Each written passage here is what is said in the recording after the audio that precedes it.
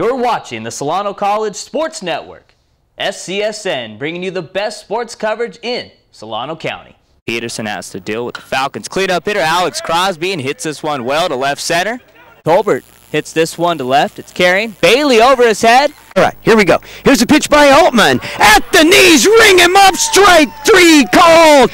Here comes Wills, played the plate, he's in. He is safe, and the Falcons are going to win this game 7-6. Oh my. Hi, I'm Alex Crosby, and thank you for watching Solano College Sports Network. Well, good afternoon, folks. We are held in Billy and Louise Yarborough Stadium as your Solano Falcons are set to take on the Napa Valley Storm. Anthony Pizzola out on the hill for Solano. I'm Zach Poff here with Greg Poff here doing the color commentary. What does the Pez dispenser need to do this afternoon here today, partner? He needs to do the same thing he did last time he faced this Napa team. When he went out, he went 8 innings, pitched shutout ball, got the Falcons a victory. Needs to do the same thing today, and we talked about this yesterday on the Solano Baseball Weekly show, Zach. This is a really important game for the Falcons. In fact, really, you look at their season, it comes down to the last 5 games. They go 4-1 in the last 5 games. They should find their way into the playoffs. And Anthony Pizzola has been money all season long, 4-2 this year. He's making his 10th start this afternoon, 2.24 ERA, 42 strikeouts and only 18 walks in 60 1/3 of an inning. And Anthony Pizzola has arguably been Solano's best pitcher this year. And Napa comes in, not the best offensive team. Alex Fernandez leading off, batting .308. Kevin Coffey in the 2-hole. Jordan Grubbs in the 3 spot. And the rest of the lineup for the Napa Valley Storm, Stephen Contursi, the cleanup hitter, Rico Rodriguez, who will be pitching for Napa on top of that today, is in the 5-hole. Curtis Huffman, Christian Gazdar, Tim Nunn, and Brandon Ortega round up the lineup for the Napa Valley Storm. Umpires here today, Garrett DeFabio behind the home plate, and Brian Rose calling the shots in the infield. Yeah, you look at this overall lineup, look at the batting averages, not a lot of pop, but boy, they've got a good player, center fielder Jordan Grubbs. He is fun to watch, so an opportunity to see one of the better center fielders in the Bay Valley Conference for the Napa Valley Storm. First pitch over, strike one.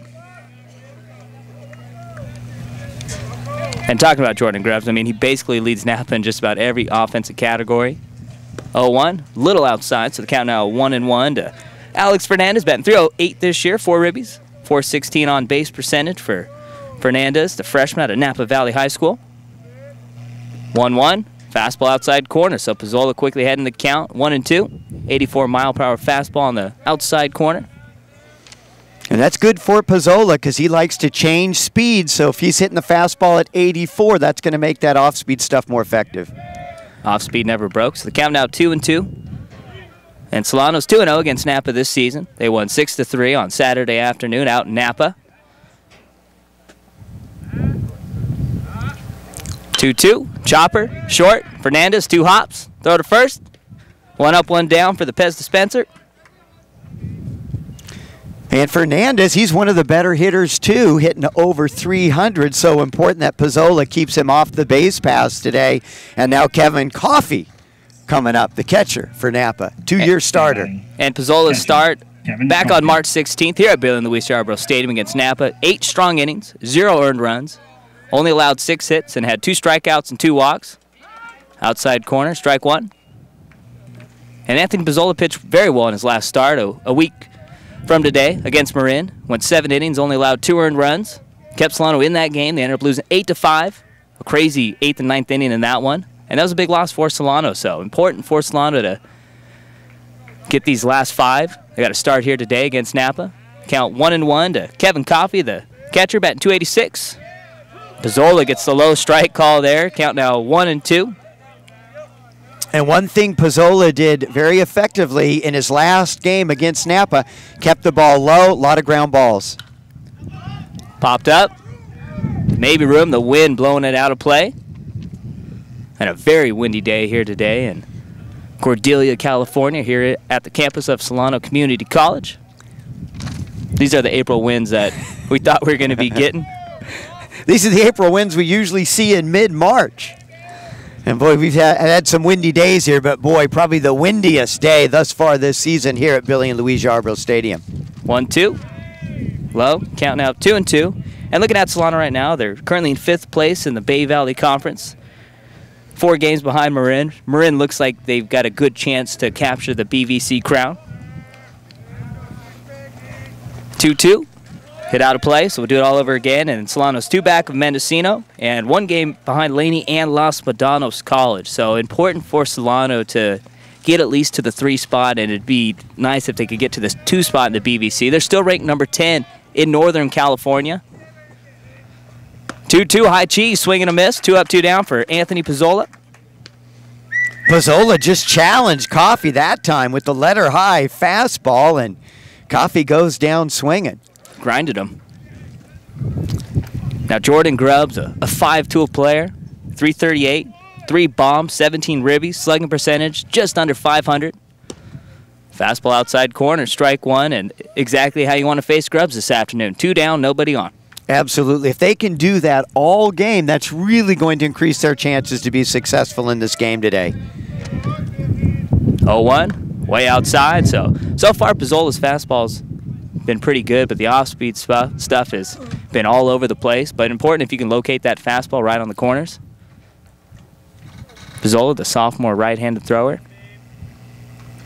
1-1. Chop to Danny Mills at second. Throw to first. 1-2-3 inning for Anthony Pizzola. Through half an inning, no score. Out on the hill for Napa starting this afternoon, the sophomore lefty, Rico Rodriguez, out of Hogan High, making his 10th start here this afternoon. 2-5 this year, 4.65 ERA, 47 Ks, 16 walks for Rico Rodriguez, and 62 1/3 of an inning. What do the Falcons need to do offensively here today, partner, early on, especially in these first couple innings? They need to be patient. They need to make Rodriguez throw strikes, and they need to make sure that they put the ball in play. Fernandez shows bunt and pulls it back.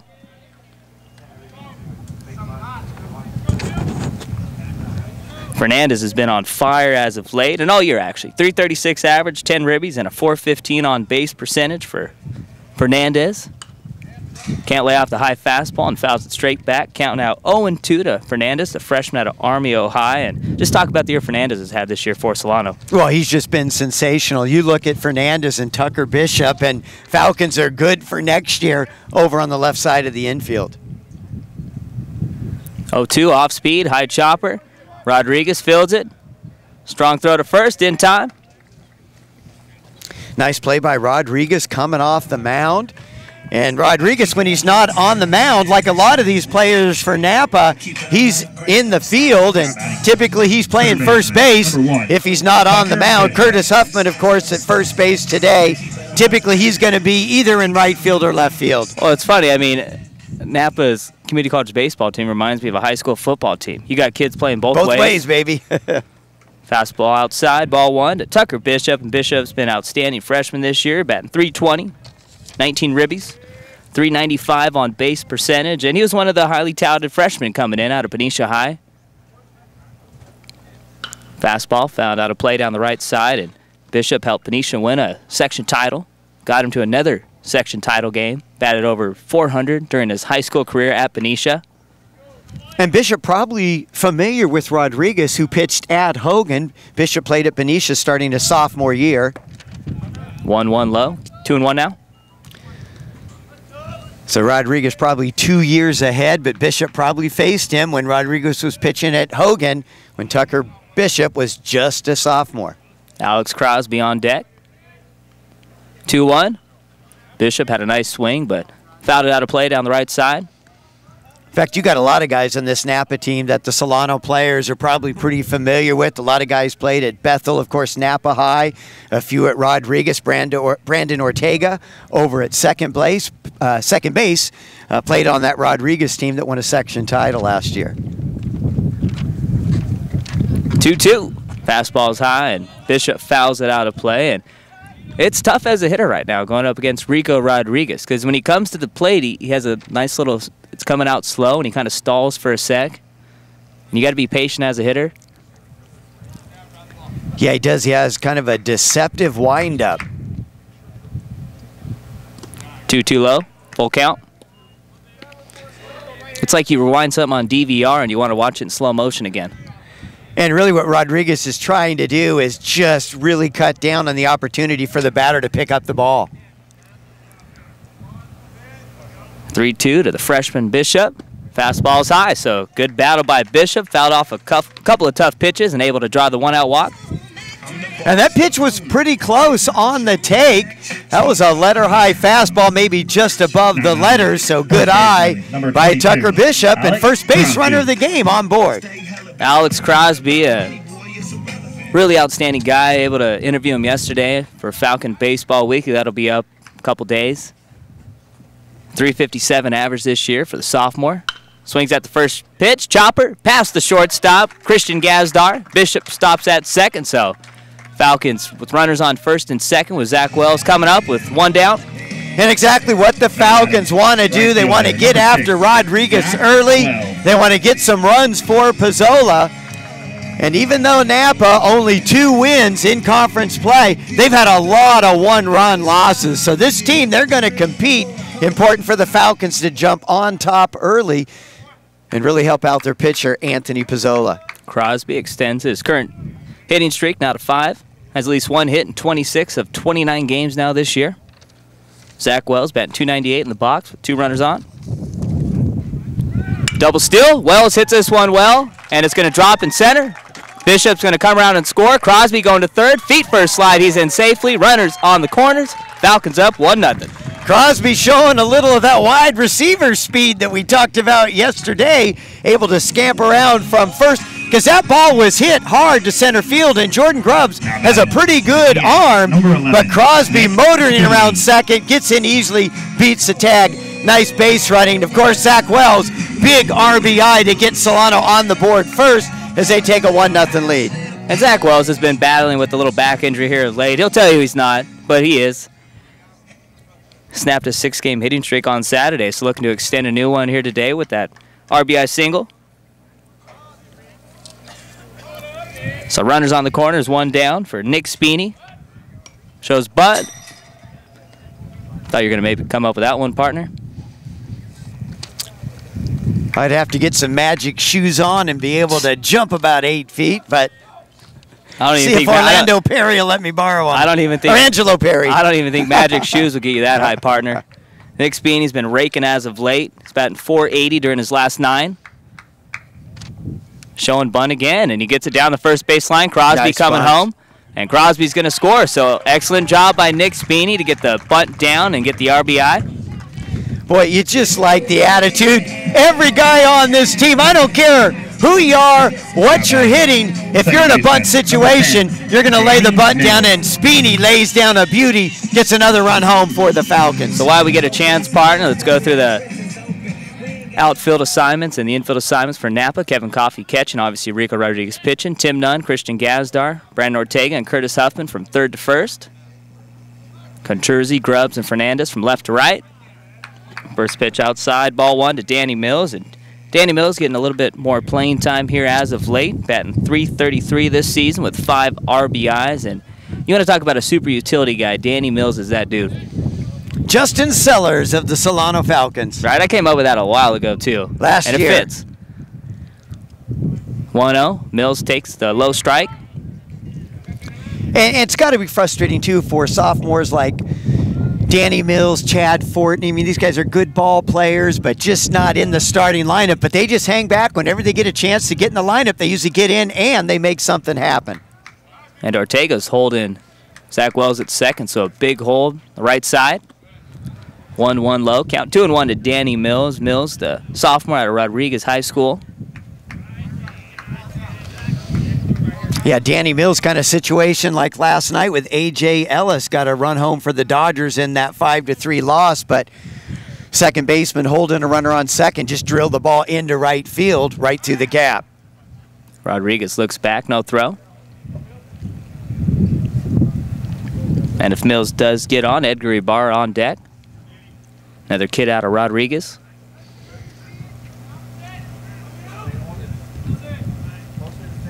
Mills, nice cut. Fouls it out of play down the right side. And you look at the Falcon lineup today, you see that Coach Stover still kind of toying with the batting lineup, mixing things around. I kind of like it. I like Bishop in the 2-hole, and It opens it up for Zach Wells, too, batting in the cleanup spot. As we saw, he was able to drive in the first run of the game. He's on second base with 2 outs, 2-2.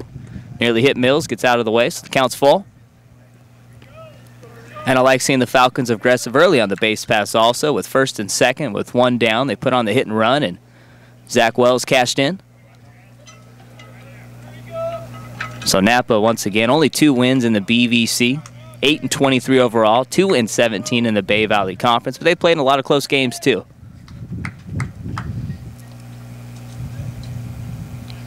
Three-two, curve, inside corner, ring him up. Nice pitch by Rico Rodriguez, and the home plate ump. Gary DeFabio helps him out a bit, but the Falcons do put 2 on the board in the bottom half of the first. 2-0 Solano, heading to the top of the second. Pizzola had a 1-2-3 and it started off, so Steve Contursi, Rico Rodriguez, and Curtis Huffman, the 4, 5, and 6 batters, due up here in the top of the second. Left fielder, Steven. And it's always nice as a pitcher when your hitters cash in a couple of runs in the first frame. Now, we've talked to Pizzola about that. He really, I mean, who wouldn't like pitching with the lead? Contursi, 261 average this year, 2 long balls, 11 ribbies, slugging percentage, just under 500. Falcons are 2-0 against Napa this season, a 7-0 win back on March 16th, and last Saturday, a 6-3 win. Drew Lamont got the win, 2-1 this year for Lamont. Curveball, hit up the box. First hit allowed for Pizzola here in the top of the second. It looked like a breaking ball that just stayed up in the zone, and nice job by Contursi. He just went with the pitch and laced it into right center field, clean single, to get things started for Napa here in the top of the second. And looking at the Solano Falcons defense, Brasher catching, of course, Pizzola pitching, Bishop, David Fernandez, Danny Mills, and Alex Crosby from third to first.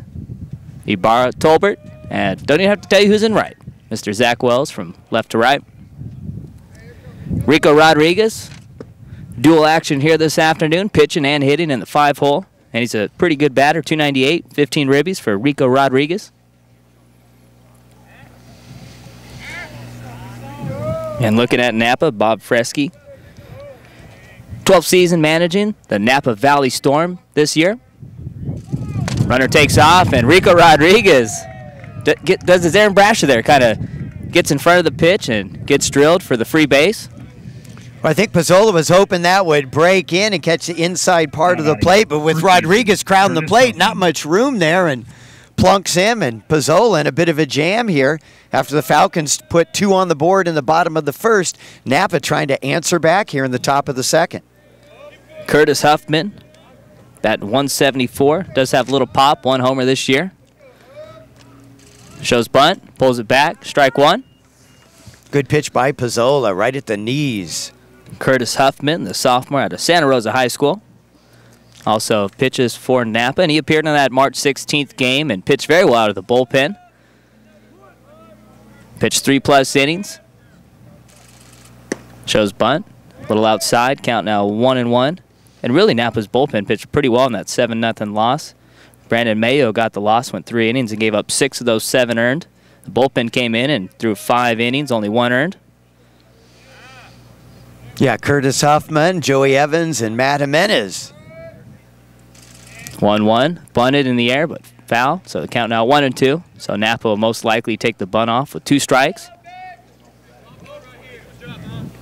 And these are situations you've got to get the bunt down here. You want to get the 2 runners into scoring position, get some runs on the board.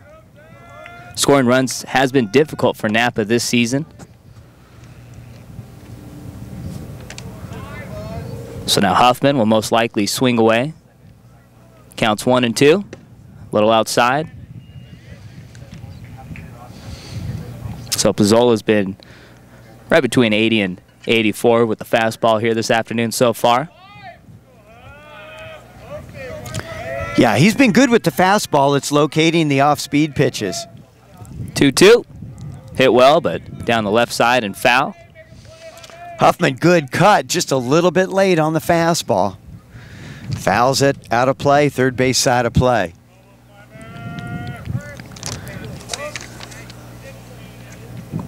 Boy, this is where Pizzola would like somebody to hit it sharply on the ground to one of his infielders. Yeah, definitely a strikeout or a double play situation. 2-2. Outside corner. Strike 3. Perfect location for Pizzola. And you mentioned this earlier, partner. Pizzola, in that win he had earlier back on March 16th, was keeping it low, and he's been keeping the fastball low so far here early on. And he took just a little off that one, too, and got a little more tailing action right at the knees. Only hit 76 on the gun, but boy, what an effective pitch. Look, I would take location over velocity any day of the week. I think most pitchers would tell you that as well. Ask Mr. Maddox. Exactly. Christian Gazdar takes the fastball high for ball 1, and Gazdar batting .267 this year, 6 RBIs. Christian Gazdar, the freshman out of Northgate High. And he started all year at shortstop as a freshman, so 2 pretty good freshman shortstops in this game today. Pizzola tried to pick off Contursi at second, but he's back in easily. Saw Fernandez, the other outstanding freshman shortstop in today's game for the Falcons. Boy, looking forward to watching him play next year. He and Bishop, they are 2 big-time guys with the bat. Now Napa comes back with the hit-and-run double steal, but this one fouled out of play. And defensively, Fernandez and Bishop have improved throughout the season. Especially Fernandez. Boy, he has really come on last half of the season defensively. I think he's only committed 2 errors since the Mendocino game halfway through the season. That was back on March 7th. Counts 1-1, 1 down, 2 runners on. They're on the move again. Brasher blocks it, strong throw to third, and he is called safe. Contursi, you got to get down and slide there. Made that a lot closer than it should have been, but Bishop couldn't get the tag in time. An excellent job by Brasher, able to pick that ball up and made that play a lot closer than it should have been. Yeah, that was a strong throw, and I think if it's to the other side, Bishop might be able to catch it and tag Contursi as he goes by. As you said, should have slid on that one.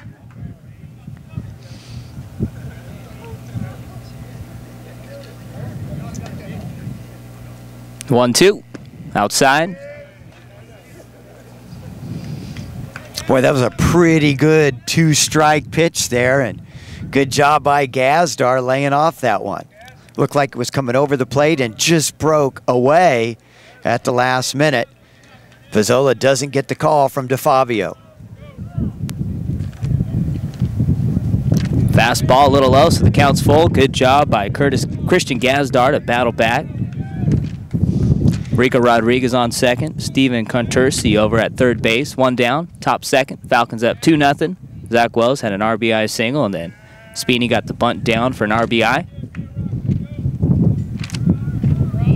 3-2. Little outside, little low, so base is now loaded with 1 down, and number 8 hitter Tim Nunn coming up. Only a 104 average this year for Tim Nunn. Well, I guess if you have bases loaded, you want the number 8 and the number 9 hitters coming up. And Tim Nunn, who's played third base most of the way for Napa, boy, he has had a tough time at the plate this year, just barely hitting over 100 at 104. His first hit came here at Billy and Luis Yarbrough Stadium back on March 16th, though.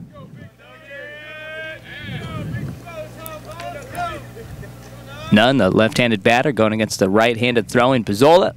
Takes the first pitch, strike 1. Boy, I remember that game as well. I think he might have been 0 for 18, 19. I mean, it was getting up there. In fact, we were happy to see the kid get a hit in that game. Oh, you were. No, I was too. I tip my cap. 0-1, swing and a miss, fastball, 85. So Pizzola dug a little deeper for that fastball, and perfect location right on the outside corner and low. Yeah, when Pizzola's locating his pitches like that, that's when he can really be tough for opposing batters. So Pizzola ahead 0-2. Comes with a fastball, this time a little low, so perfect 0-2 pitch. Yeah, just trying to get the batter to swing at a pitch out of the zone that time. Tim Nunn, though, good eye. He'll need to do that again here.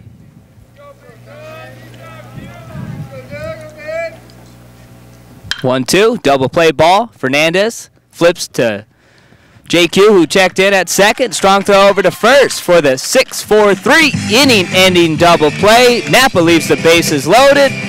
2-0 Solano through 1.5. Bottom of the order for Solano here in the bottom of the second. Edgar Ibarra, Aaron Brasher, and Jordan Tolbert. Edgar Ibarra. Good work by Pizzola getting out of that bases loaded jam with just one out. Double play ball, always coming in handy. Falcons still up 2-0 here. Long way to go. Ibarra, 321 average this year. First pitch, a little low, ball one. And Edgar Ibarra has come a long way from the beginning of the season. He's been batting over 300 here for the last month, basically. 1-0, outside corner, strike one.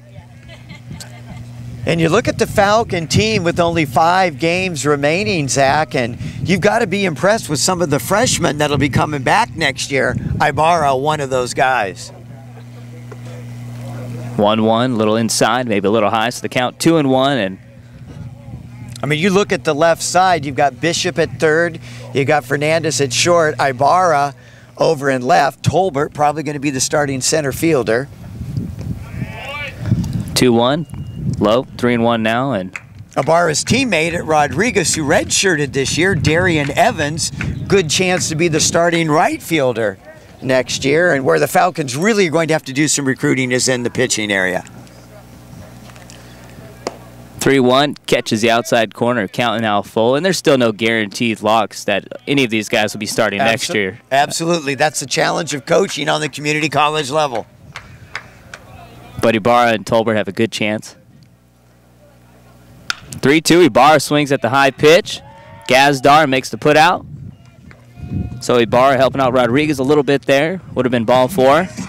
And usually when guys go for that high cheese, they swing under it, but Ibarra, boy, he just has such great hands and just kept the bat back and able to get the bat up and level, swing through it. It was a line drive, but unfortunately for Ibarra, right at Gazdar, the shortstop for the Storm. Brasher hits this one well to center. Grubbs going back, and he gets there easily. 2 down. I thought that was going to carry a little bit more, but wind kind of blowing over towards right. Might have even knocked that down a little bit because Brasher drilled that. 2 hard balls in a row. Tolbert.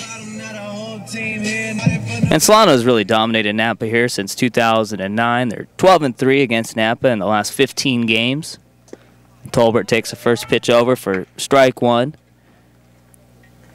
2-0 against Napa this year. 2-1 against Napa last season, and that one loss, though, came back to bite Solano on the backside. Tolbert, nice cut, fouls it straight back, count now 0-2. Swept Napa in 2011 and 2010 and split the 4-game series in 2009. And the main reason why they split that series is because of Tyler Cravey, the 2009 BVC Pitcher of the Year. 0-2, Tolbert hits it weakly to second. Ortega, throw to first, just in time, so 1-2-3 inning for Rico Rodriguez through 2. Falcons up 2-0. Top of the third. Napa coming up with 9-1 and 2 hitters. Greg Poff's pretty old now, got a little tired. I think it's nap time, so we're going to bring in Zach Kraft to do the color commentating now. How's it going, Zach? It's going pretty good. A little bit younger. Probably not as much energy, but I'll try my best. First pitch over, strike one. And what have you noticed through the first 2 innings so far? Kind of Pizzola got out of a jam there in the previous inning. What have you noticed so far? Yeah, well, his breaking stuff's not working all that well. He's not locating it much, and it's not really fooling them. He's leaving it up, and those are the pitches they're hitting. But he is locating his fastball well, and that's, he should just stick to that. And he came out with a big double play ball to end the top of the second. 1-1 fastball outside corner, strike 2. Yeah, he's got such a good fastball, 80, 85 miles an hour, and they haven't necessarily showed that they can catch up to it yet. 1-2, off speed, ring him up. Well, just as we're talking about his off speed It's that broadcaster's jinx, right? Yeah. It works every time, never fails. Beautiful little change up there. Caught him looking. Yeah, I mean, you can make the case that Anthony Pizzola has been the best pitcher for Solano this year. Ryan Anderson got off to a little slow start, but Anderson has been dealing as of late. But Pizzola has been consistent from day one. Alex Fernandez shows bunt. The leadoff hitter pulls it back. That one got enough of the plate for strike one. Yeah, Pizzola's had 1 or 2 starts that kind of inflated his ERA. He got knocked around a little bit early, but really he's only given up. This one hit well. JQ jumps a little bit for the second out. It's rare if he gives up 3 runs in a game. He's just pretty consistent, just a horse, just a good pitcher. Catcher. And if you look at his last 5 starts, he's only allowed 3 earned runs or more in one of those starts. That was back at Mendocino back on March 23rd, where he didn't even make it out of the 5th inning. Gave up 4 earned runs, 5 runs total. And he's just done an outstanding job here, just painting the corners with his fastball. Kevin Coffey, the catcher, struck out in the first, 0 for 1.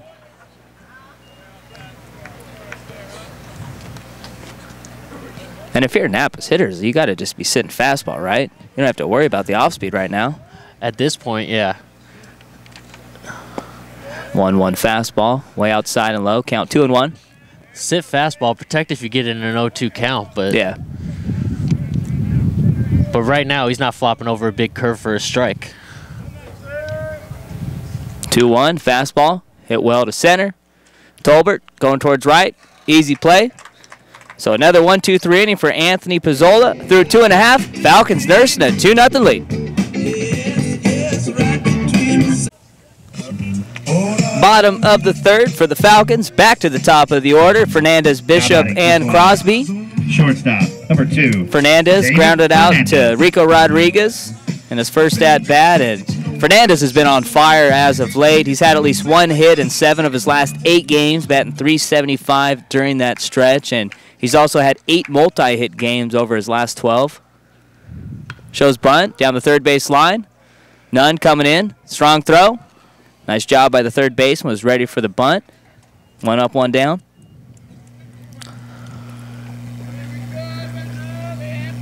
Yeah, he's got hits in 7 of 8, but he's reached base in all 8. Now batting. And looking at Fernandez, I mean, he has an on-base percentage over 400. If you're a leadoff hitter, you got to have over a 400 OBP. And he's got speed, too. Yeah, he's just a very good baseball player, and he's improved tremendously at short. Bishop takes the first pitch for ball 1. Bishop got a 1-out walk in his first AB in the first and came around to score the first run of the game on a RBI single for Zach Wells.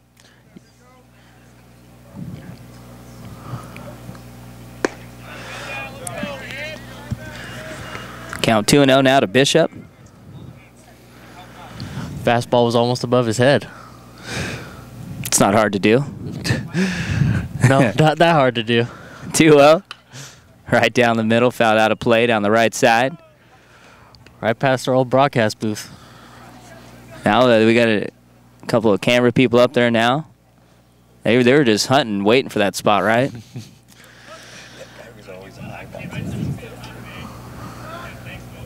2-1, fastball outside corner. 2-2 now to Bishop. You get a free snack if you get a foul ball here? Should. You should. I agree. Did you get one yet? No. I got a mean look from one of the teams. It's like, give my ball back. 2-2, fastball just a little low. Count full. So Bishop's battled 2 nice at-bats so far. Got a walk in the first and trying to get on base here for the 2nd straight time. Bishop kind of reminds me of Jose Altuve, kind of a shorter infielder, but gets on base. Strike zone, has a good bat, yeah. 2nd time he's drew a walk on a high pitch. So now Alex Crosby will come up again with Bishop on first. And Alex Crosby, I mean, he's been Solano's best hitter by far this year. .357 average, 1 homer, 20 ribbies, .473 slugging percentage. He's also been stellar with the glove over at first base. And he ripped a single in his first at-bat right between short and third. Well, over at first, he's even played third base a couple games and hasn't looked too shabby there. Yeah, I don't think this kid's going to have a problem finding a 4-year school that will take him in. No. I like that they've switched him to the 3rd spot in the lineup, too. Yeah, he's definitely a 3-hitter. Line drive swing. Usually gets contact. I believe he's only struck out 8 times all season. Yeah, 8 strikeouts and 112 at-bats for Alex Crosby this season. Hits this one, fouling out of play down the right or left side. He's got 8 walks to go with those strikeouts, so really not a whole lot of either. He's just someone who likes to put the ball in play, and you gotta like that from your 3-hitter, right? You do like that from your 3-hitter, and he obviously hits it hard too if he's getting it to drop, over 320. His 1 home run this year was an infield shot. 1-1. Nice off speed, outside corner. Now, when you say an infield shot, do you mean in the park? Yeah. Okay. That'd be pretty hard to do it, in infield in the park homer, right? Not quite T-ball here, but hey, you never know. Errors can get contagious in a play. And he did get lucky with that home run shot, though. Went all the way down the left field and kind of by where the batting cages are and kind of got up exactly. In there, yeah. And the left fielder, instead of just grabbing the ball that was right there, he just put his at it. He was like, he just put his hands up, hoping the umpire would help, and the umpire just looked out of bounds, right? Right? Can I get a timeout? I wish Stover wasn't so big. It's hard to see the count sometimes, but the count's 2-2. 1 down here. Bishop on first. Crosby takes the curveball outside corner right at the knees. Nasty pitch, and Gary DeFabio, the home plate umpire, helping out Rodriguez a little bit there. So second strikeout for Rico Rodriguez on the afternoon. Right fielder, number 6, Zach Wells. And looking at Rico Rodriguez, how lucky is this kid? Warren Brewstar is Napa's pitching coach in his 7th season. He pitched in the majors for 9 years with the Phillies, Cubs, and White Sox. Won the 1980s World Series. He's got a ring from when the Phillies beat the Royals in 6. He also appeared in one of the games in the World Series. Wells hits this one well. Hanging up for Grubbs. So Bishop gets a 1-out walk, stranded at first. And we'll touch on Warren Brewstar later in this one. 2-0 Falcons through 3. Top of the 4th, Napa. Heart of the order coming up. Jordan Grubbs, Stephen Contursi, and Rico Rodriguez. It's weird saying heart of the order and you got the pitcher batting in the 5-hole here today. Due up 3rd in the inning. Grubbs takes the first pitch fastball outside corner. Strike 1, and Jordan Grubbs is one of the better athletes in all of Northern California. 5-tool player, outstanding center fielder. I was gushing looking over his stats before this game here. Pizzola quickly ahead of Grubbs, 0-2. He's 3rd in the conference in home runs, 4th in stolen bases. He's got speed, he's got power, he plays a premium defensive position. What can you not like about him? Except for maybe his little bit of facial hair. The 0-2 low, count 1-2, and also, too, it'd be nice if it said Solano on the jersey instead of Napa, right? That would be very nice. Grubbs currently riding a 4-game hitting streak, batting .500 over that stretch.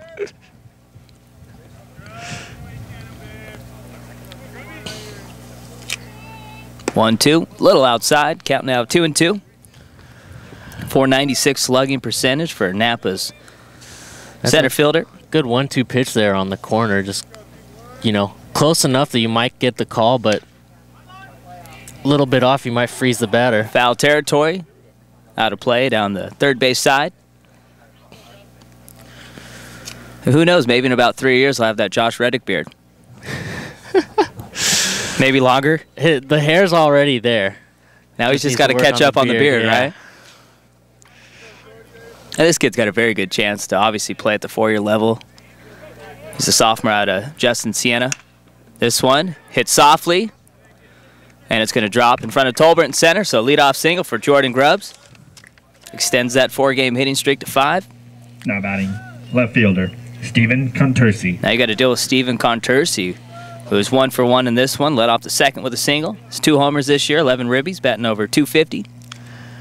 Yeah, really just a bloop single there by Grubbs, but when you're a good hitter, you get the lucky break sometimes, and you hit that up the end of the bat and just enough to keep it from carrying out to center field there. And he's been one of the few guys on Napa's roster that have been getting breaks with the bat. Only 3 hitters, batting over .300 this year for the Storm. Also got to watch out for Grubbs over at first base. 13 stolen bases this year, or 11 stolen bases in 12 tries. That's pretty good, stealing that many bases, only getting thrown out once. Brasher's done a good job throwing out runners. Has thrown out 40% of base stealers. This one hit well, but foul down the right side. Aaron Brasher, a very strong arm behind the plate.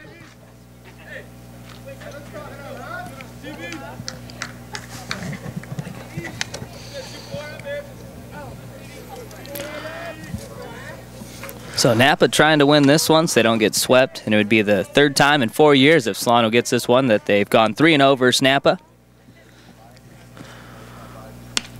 This one fisted, tailing away from Crosby, giving it a chase. Goes down for strike 2. I'm almost surprised they didn't have Contursi bunting earlier in this at-bat. I mean, they are down 2, but leadoff runner on. You know Solano likes to do the bunt, but... Well, usually, I mean, community college baseball, it doesn't matter where you're hitting in the order. If you got a runner on, there's nobody out, you're going to get the guy over. Although Contursi does hit for a lot of power, has a lot of extra base hits, and he has only grounded into 1 double play. So perhaps there's a reason they like having his bat up there swinging away. 1-2. Fastball. Brasher, throw over to first. Grubbs gets back safely, and that throw by Brasher just a little to the right side of the first base bag. Looked like he had a chance to get him there. Grubbs had a huge lead. Yeah, definitely. If Crosby didn't have to reach to the other side of the bag, they might have been able to get the tag in there.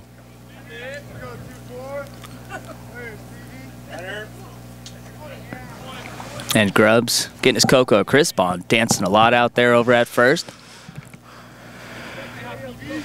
That's got to be distracting for a pitcher. Guy's basically taunting you over at first base. Doing it again. And we're going to get a balk on Pizzola. He looked home, was ready to go, and he stepped off. Good call by Gary DeFabio. Grubbs now awarded second base just for dancing around at first, getting in the head of Pizzola a little bit there. He was getting into my head, too. Well, you're already drooling about all his stats. So, I mean, you're already dreaming about him last night, so... This one hit to second. Would have been a double play ball. Fernandez throws over to first for 1 out. So the balk ends up saving it out right there. Jeez, we said he was a 5-tool player. Maybe he's a 6. He's got a 6 mental tool that he's got working for him. First 6-tool player in quite some time, right?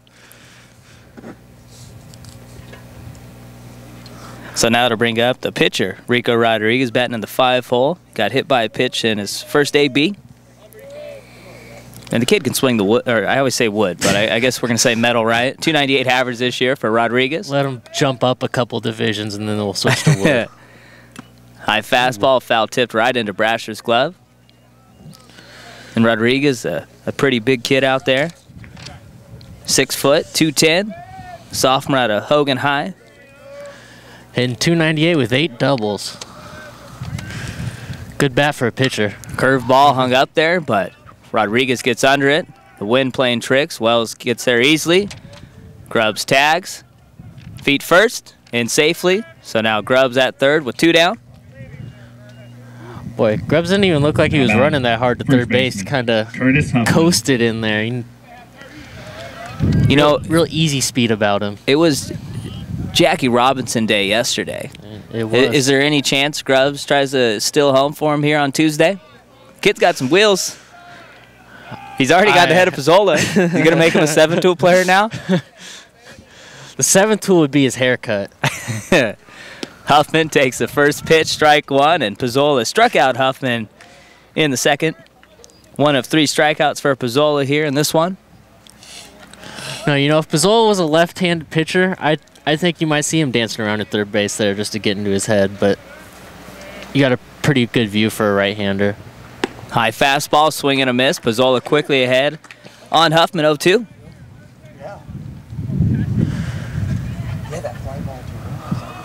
And if you're Pizzola here, you just come with another high fastball. Yeah, might as well.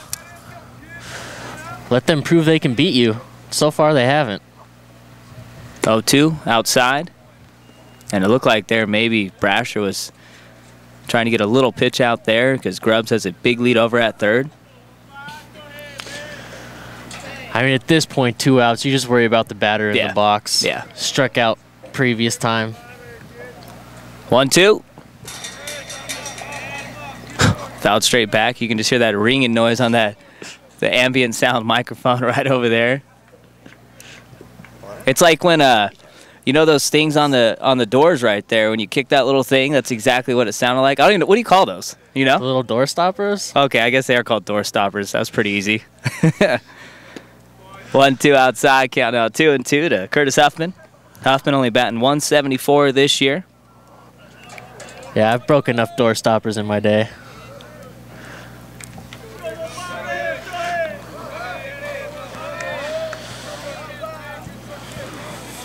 Huffman with 1 home run this year. Just looking for a single here with Jordan Grubbs on third. 2-2. Hit right at Justin Clayton, muffs it a bit, picks it up, throw to first in time. So Grubbs gets the leadoff single, stranded over at third base. Pizzola still is not allowed an earned run through fourth. Going to the bottom half of the inning, Falcons up 2-0. He's in between, like, he's been around 74, 75 with his fastball. He hasn't gotten up there much. Number 11. And you get Zach Kraft's little scouting report on Rico Rodriguez so far. Falcons setting up Speedy, JQ, who took the place of Danny Mills after he struck out in the bottom half of the first. No official word if he came out because of that or if it was an injury. JQ due up second. Edgar Ibarra due up third in the inning. Speedy hits this one well, but right at the second baseman, Brandon Ortega. 1 pitch, 1 out for Rico Rodriguez. And getting back to Napa's pitching coach, Warren Brewstar. I mean, what a treat that these pitchers get to have a guy that's pitched in the big leagues, pitched 9 years, appeared in Game 4 of the 1980 World Series, and was outstanding in that game. Went 2 1/3, no earned runs, no hits, only 1 walk for Warren Brewstar. Was inducted in the Napa Valley Hall of Fame in 2011 and played with Bill Buckner with the Cubs, who was another Napa graduate. Well, so many great things you can learn from a veteran like that. You know, learn the mental side of the game, how to pick apart batters, how to spot the weaknesses in their swings, you know.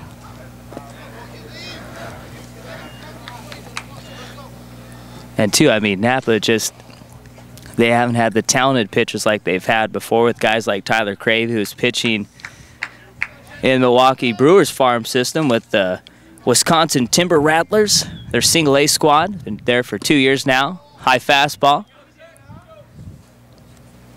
Count 2-1 to JQ. JQ batting .235 this year with 17 RBIs and 1 see you later shot.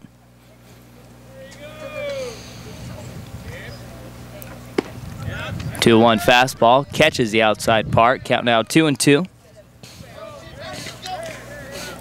Rico Rodriguez, not an overpowering fastball. He's been between 74 and 76 with it today, but he's locating it pretty well. 2-2.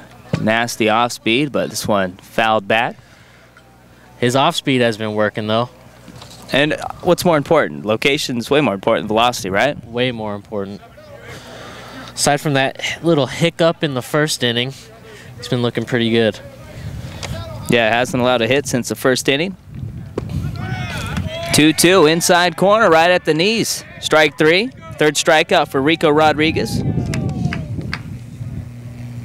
And that's just a nasty pitch. There's not much you can do with that one. Perfect location. Left fielder, number 3, Edgar Ibarra. Edgar Ibarra. Lined out to the shortstop, Christian Gazdar, in his first AB. Ball 1 high.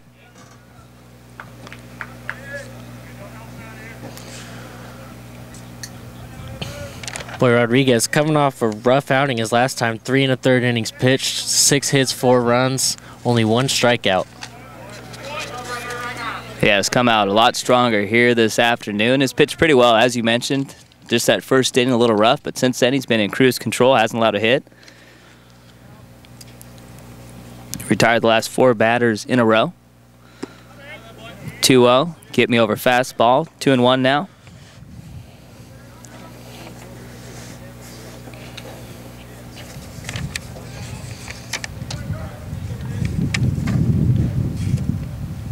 Two-one, hit right up the box. 2-out single for Edgar Ibarra. That'll bring up Aaron Brasher.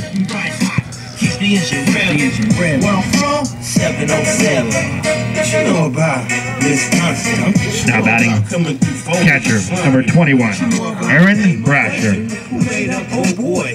And even though Aaron Brasher's only batting .190 this season, he's reached base safely in 17 of the last 18 games he has played in. So the guy knows how to get on base, whether it's draw a walk, get hit by a pitch, get a single, get an extra base hit. Aaron Brasher's a very savvy sophomore catcher. I mean, it sounds kind of weird, but he's hitting a very solid 190. Yeah, and that's very accurate. I mean, it sounds crazy, but it's true. He is on base every game. He's putting up good at bats every game. You know, he's driving in runs when there's guys on base. You know, you're an old school type of player when you got no batting gloves up there. Yeah. getting his Moises Alou on. Count now 2-0. And Brasher does a good job at not swinging at pitches outside of the strike zone. He's got a 375 on base percentage. Very patient. And we haven't even talked about how good he is as a defensive catcher, too. I mean, he's one of the main reasons why their pitching staff has been solid this year. Hits this one well to left, tailing out of play. And he hit the ball well in his first at-bat. Flew it to center. There's no way. The radar gun said that was 43. There's no way, right? Yeah, no way. I hope not. Maybe the backswing coming back Right? around hit 43. Old people just don't know how to use technology nowadays. Let's see if this one reaches 45. 2-1. Brasher tried to check his swing, fouled it down the right side. Ghost pitch right there. The ghost MPH. No reading. And if Brasher can get on, Jordan Tolbert on deck. 2 down, 2-2 count. Falcons up 2-0. Brasher calls for time. Aaron Brasher, also another guy like Crosby that played football in high school. Played for the Vallejo Apaches. I'm really surprised Brasher doesn't have more extra base hits because he's got a good, strong swing up there. 2-2 in the dirt. Excellent take by Aaron Brasher. So counts full, 2 down. Ibarra will be on the move.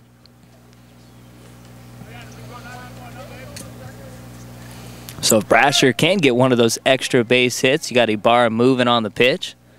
Good chance he'd be able to score all the way from first base. He should go first to third easy. A lot of speed there with Ibarra. Hits this one. Third baseman. Tim Nunn fields it. Throw to first in time. So Ibarra gets a 2-out single. That's all Solano does in the bottom of the 4th. 2-0. Heading into the 5th.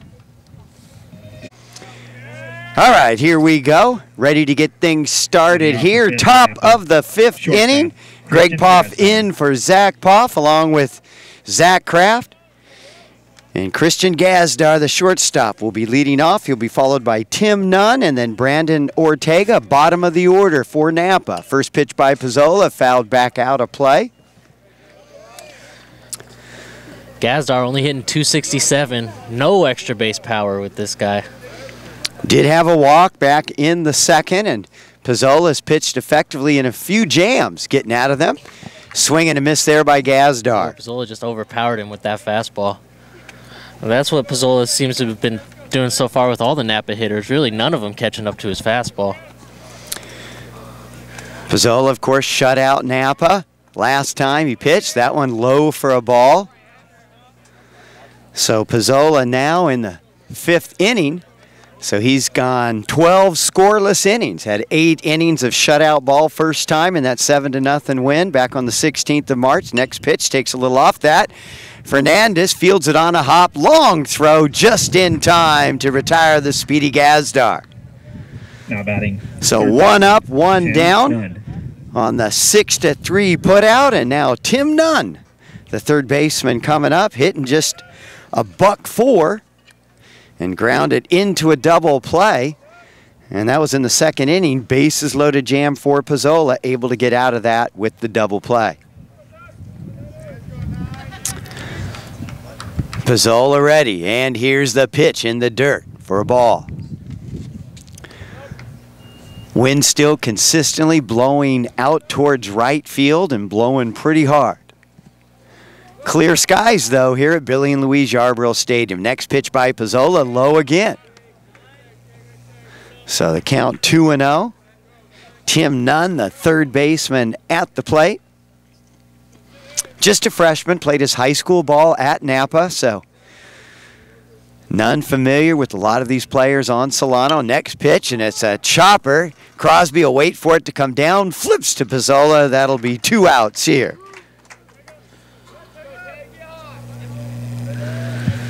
Now batting. So Pizzola working quickly. And he's kind of rotated innings, Zach. Got through the first inning quickly, got in a jam in the 2nd, got out of it. Quick work in the 3rd. Jordan Grubbs had that single in the 4th. And now that's a ball to number 9 hitter Brandon Ortega. So Pizzola trying to go 1, 2, 3 here against the bottom of the Napa lineup. Next pitch. A little bit low for a ball. Yeah, and the bottom of this Napa lineup, not very strong. A lot of guys hitting under 200, not a lot of pop. It's really the top of their order you got to worry about. And that next pitch is ripped down the third baseline. That's going to go all the way to the wall. Ibarra giving chase, and Nunn's going to round second, and he'll hold up there. Good job by Edgar Ibarra getting over there, digging that ball out of the batting cage, and getting it back in, holding Nunn to a 2-out double here. Ortega. Now batting, right fielder, Alex. You're absolutely right, Brandon Ortega. That's why we got 2 outs in the inning. Yep. So Brandon Ortega. It's a 6th double of the season. And Ortega, of course, out of Rodriguez High School. Now to the top of the order, Alex Fernandez, hitting just over 300. First pitch by Pizzola, over for strike. Ortega hitting 198 before that at bat, so that'll put him up over 200. That's gotta be nice. Well, you were talking about the bottom of the order, and you look at Huffman, the number 6 hitter, 6, 7, 8, 9. You only got one guy over 200. 2 now. 2 now. All right, that pitch over for a strike. So quickly, Fernandez down in the count. No balls, 2 strikes, 2 outs here. Falcons up 2-0 over Napa, top of the 5th, but Brandon Ortega looms over at second base. Well, Fernandez had a good at-bat in his last one, lined out to second base. And that one's up in the zone, but fouled back by Fernandez. Fernandez hitting over 300, but just 4 runs batted in on the season. Fernandez, though, most of the year leading things off. The leadoff hitter for the Storm. Next pitch outside for a ball.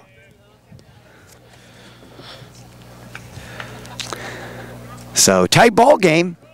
So we head into the 5th. Falcons able to get 2 runs on the board in the bottom of the 1st, and that's been it as far as the scoring. Falcons up 2-0, and really a must-win game for the Falcons. Pizzola checks the runner, takes a little off that one, ring him up, strike 3 called. So Mr. Fernandez, he'll have to grab some pine at the end of 4.5 innings of play. Falcons up 2-0 over the visiting Napa Valley Storm.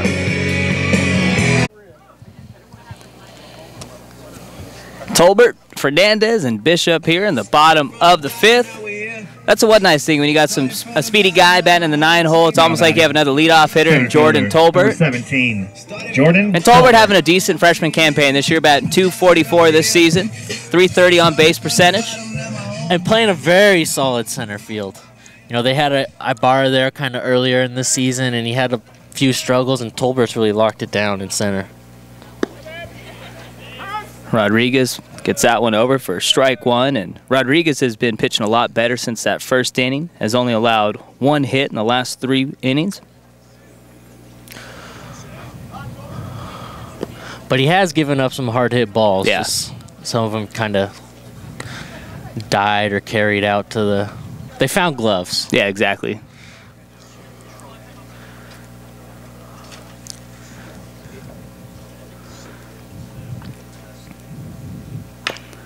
Chopper to third. Tim Nunn, nice play. Throw over to first. 1 up, 1 down. Boy, Tim Nunn hitting 100, but you see why he's in the lineup. It's smooth glove over there at third base. And back in the first game we did back in middle of March, he made a couple of barehanded plays and made it look easy. And back then he was batting 0. He was 0 for 19. So Nunn must have said a prayer and able to finally get a few hits on the year.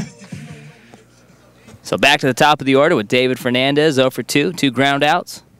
Swings at the first pitch, skies it opposite field to right. Alex Fernandez able to get to that one, so the wind was blowing a little bit towards the right field foul line.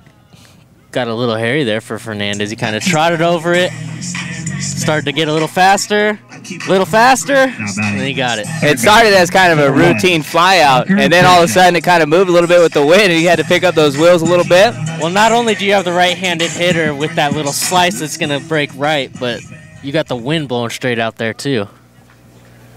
So David Fernandez flies out to Alex Fernandez. Bishop, 2 walks on the afternoon. Scored a run in the first.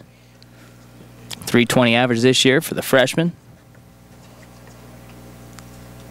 Hits this one well, and this one's going to drop. Fernandez fields it. Bishop has to hold at first for a 2-out single. And, I mean, Tucker Bishop, the guy is outstanding at the plate, doesn't strike out much, does a good job. If you give him a pitch to hit, he's going to do exactly what you need to do with that pitch. Again, the Altuve comp. Yep. Not only in stature, but in, you know, the way he plays. Batting average, yeah. Good eye, good swing. And Altuve is one of the best kept secrets in Major League Baseball. Oh, yeah. It just, I mean, sucks he plays for the Houston Astros. Chopper, Rodriguez, muffs that one. And instead of just putting his glove underhanded, he tried to pick it out of the air and not able to come up with it. So that'll go down as an E1 as Crosby reaches base safely. Now batting, right fielder, number 6, Zach Wells. And just talk about a routine play. I mean, a high chopper, and it was almost like he had too much time to think of how he wanted to field that one. Yeah, you'd figure a guy like Rodriguez, who usually is used to playing good position, he'd be able to, you know, field the ball a little better up the middle, but he played that way wrong. And Rodriguez usually plays first base. So now Zach Wells comes up, hits this one right at Grubbs, who had him positioned perfectly. So the Falcons can't capitalize on the air. Through 5, Falcons still nursing a 2-0 lead. Top of the 6th, Solano still nursing that 2-0 lead, and Napa does have the 2, 3, and 4 hitters coming up here. And if you're Kevin Coffey, you would love to get on base safely, allow Jordan Grubbs to hit with a runner on, nobody out. First pitch fastball outside, ball 1. Both times Grubbs has been up, nobody's been on base. Came up with 2 down in the first and led off the 4th. Coffey, chopper, Pizzola, nice play off the mound. Off his back foot, a little high. Crosby able to keep a foot on the bag, 1 up, 1 down. So Anthony Pizzola showing his athleticism there, getting off the mound quickly and able to throw that one off his back foot. Center fielder, Jordan Grubbs. That was a little offline, but he was able to stick with it. He must have threw an off-speed over to first, right? He did. So Grubbs, once again, coming up for the 3rd time this afternoon with nobody on base. Outside, ball 1. What's impressed you the most with Pizzola through 5+? His control with his fastball. He's just putting it wherever he wants to, and he's overpowering the Napa hitters with it. Yeah, he's been 80, 85 pretty much all day. Yeah. So now Josh Reddick looking for a home run here. Jordan Grubbs takes the 2-0 all the way, strike 1.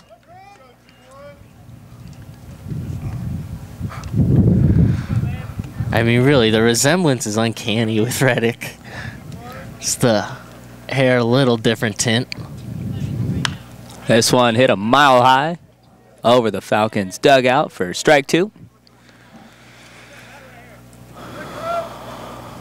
And you look at Napa, too. They got the green helmet.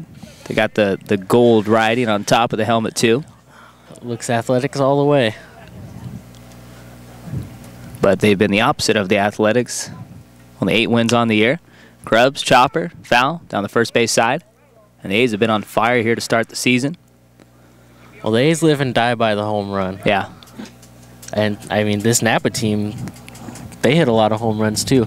But I don't know about this ballpark. Something about, you know, Billy and Louise Yarborough Stadium. It doesn't give up a lot of homers. 2-2. Hit a mile high in the infield. Crosby calls for it. 2 up, 2 down.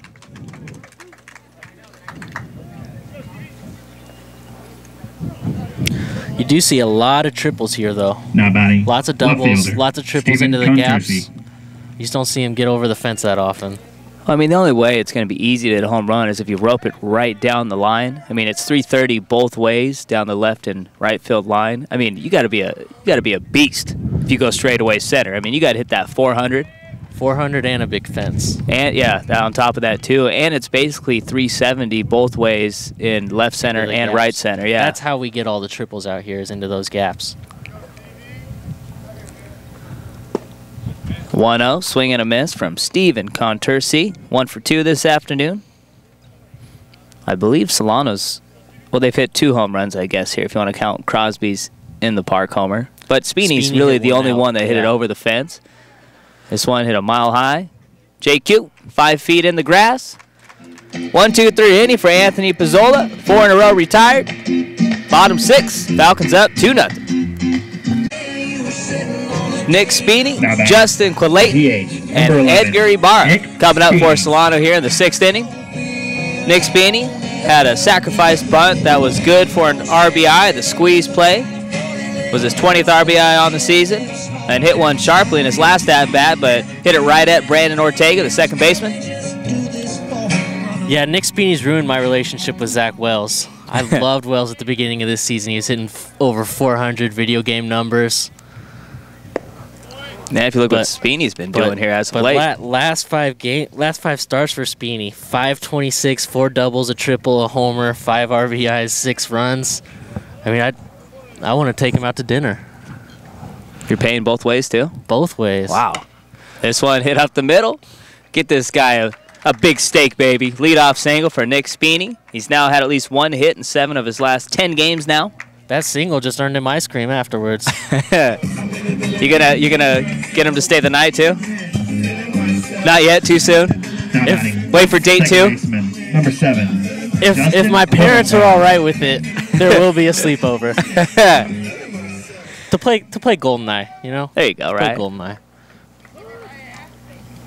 JQ showing butt. What were you getting at there, partner? It sounded pretty intriguing. I wasn't getting anywhere. I was going to say Zach Wells is invited again, too. He's hit some hard balls this afternoon.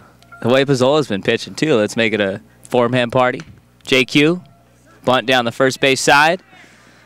Curtis Huffman, the first baseman, tags him out. So JQ does his job, gets Speeney into second with 1 down. Edgar Ibarra, 1 for 2 this afternoon, stepping up with number 3. Speeney in scoring position with 1 out.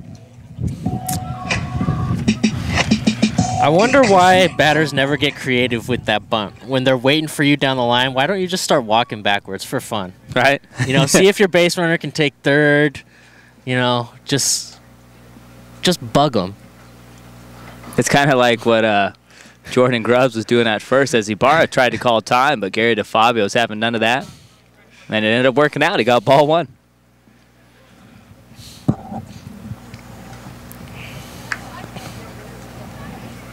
And that'd be entertaining. And, you know, entertainment value right there. Do a little dance moves, maybe do a little Gangnam style. 1-0. Ibarra taking all the way. Strike 1. Actually,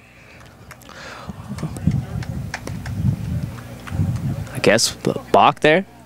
Ibarra awarded third. I guess so. So Bach called on Rico Rodriguez. A second Bach issued from Gary DeFabio. First one was on Pizzola. Now this one on Rico Rodriguez. So that'll move the defense in. They're playing in with the grass, going to try and prevent that run on a ground ball. 1-0 hit well and right between first and second. So Ibarra with his 10th RBI on the year. Nick Speeney touches home. 3-0 Solano. And Edgar Ibarra is a guy that's been playing really well since Bay Valley Conference play started. 321 on the year, 2 for 3 here this afternoon. Now batting. And he has no errors out in left field this season on top of that. Brasher.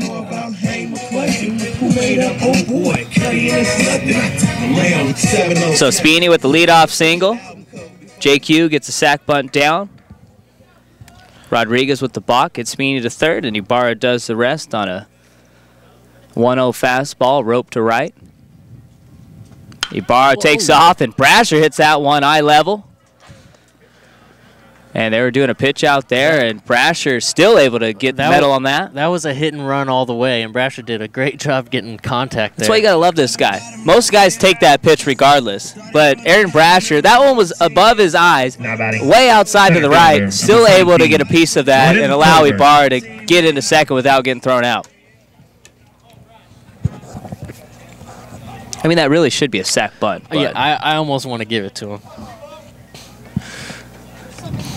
Tolbert, 2 down, runner on scoring position. Ibarra on second, takes the first pitch inside corner, strike 1. Grounded out to third base both times. Is he going to get the hat trick? I hope third base has to barehand it. I just want it to be interesting. Good speed with Tolbert. Kevin Coffey did way on the outside part of the plate. Outside, ball 1. So the count's 1-1.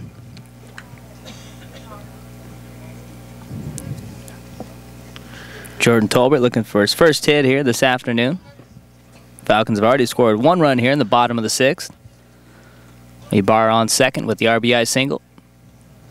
Tolbert hits this one well and right over the glove of Tim Nunn. Ibarra is going to score easily. Tolbert's going to have to stop at first, so another big-time 2-out RBI single. Jordan Tolbert now with 7 RBIs on the year.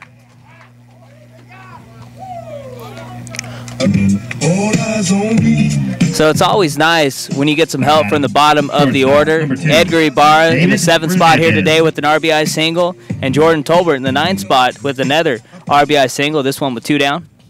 Well, it's like he knew that fastball was coming. They set up inside, and he was able to turn on it. And Tim Nunn almost got his glove on it. Needed to be a couple inches taller. That's what it is. So Fernandez 0 for 3. If he's wearing a softball glove, it's an out. Yeah, well, we both knew that no matter what Tolbert did, he's hitting it towards the third base side, right? Third base. Tolbert with an outstanding jump. Coffey had no chance. So Tolbert, 3rd stolen base on the year in 5 tries. And that was just a lack of concentration from Rico Rodriguez. Didn't even look at him, and he got a lefty on the hill. He's got that big, slow delivery. And if you take off on first movement, you're going to have a huge jump on him. Fernandez with a nice cut, fouls it straight back. Count now 2-1. And I'm surprised more guys haven't tried to steal on Rodriguez here today. There was a double steal earlier, but it was more a hit and run. Well, he is lefty, so you think that he's looking right at you. You might not be able to do it, but again, he's almost like Charles Barkley's golf swing. He kind of stops in the middle of his motion.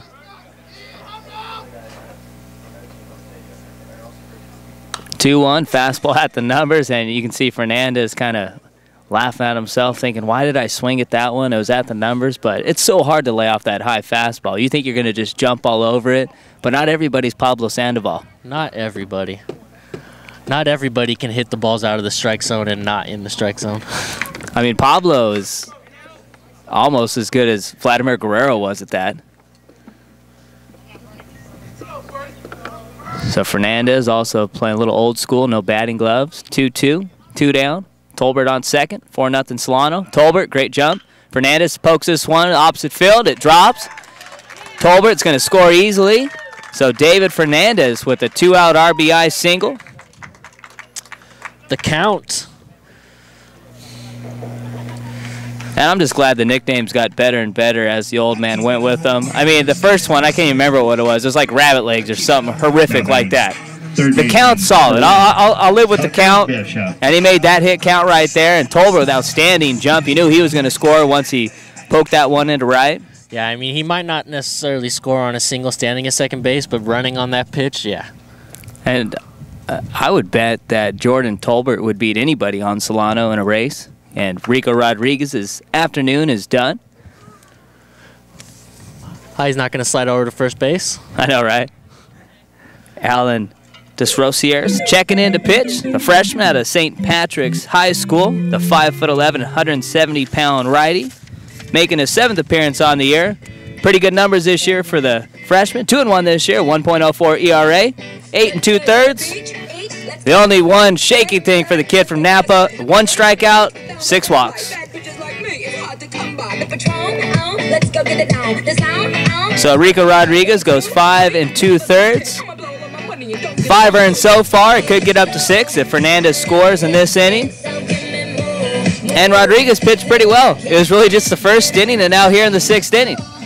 He pitched pretty well, 2 through 5, but sometimes those crooked numbers creep up on you, and he just couldn't get that 3rd out here in the 6th. Yeah, I mean, he was pitching well, but Solano was making hard contact off him all day. I mean, Wells hit into a couple outs. You know, a couple other players just hitting hard balls into outs, so you knew it was only a matter of time till more of those started dropping in. And it finally really got him here in the 6th inning. Yeah, Rodriguez 5 2/3, 8 hits, 3 strikeouts, 3 walks, and 5 runs allowed and 5 earned. Tucker Bishop waiting for Destrosieres to get warmed up.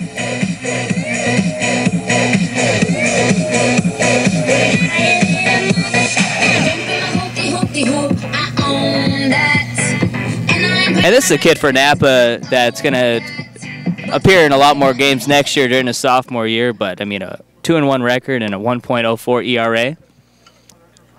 Pretty sexy numbers if you're a Napa Valley Storm fan. Very sexy. Who knows, maybe if he gets a strikeout, are you going to take him on a date? Or are you just saving room for Speeny? This broadcaster's wage, only enough for Speeny. And Wells and Pizzola. I bet you anything, man. Speeny's going to be a very expensive date. The kid can probably throw back a couple of steaks. But in his last he's going to want a beer too, probably. Way outside, ball 1. Boy, he looks so good throwing his practice pitches. He threw a nice sexy slurve there with the last pitch that I think he's just showing off with, but throw a batter in the batter's box and maybe he has some trouble with some control. And Tucker Bishop, a small strike zone. There you go. There's that curve for you. There we go. Count now 1-1. Bishop just reached base safely all 3 times. 2 walks and a single in his last at bat. And Fernandez over at first. You look at Bishop and you look at Fernandez, 2 guys that are going to be huge leaders next year. Fernandez, outstanding jump, throw a little low, a little late. So stolen base for David Fernandez. Fernandez with the 6th stolen base and 7 tries. I wasn't sure if they knew about the pitching change because that wasn't the greatest jump in the world, and the throw would have had him. A good throw would have had him, yeah. Good throw would have had him. Coffee bounced that one into second, and it was to the right side of the second base bag. A little dirt in the eyes of Tucker Bishop there. And the wind has died down tremendously since first pitch, back at 2:03.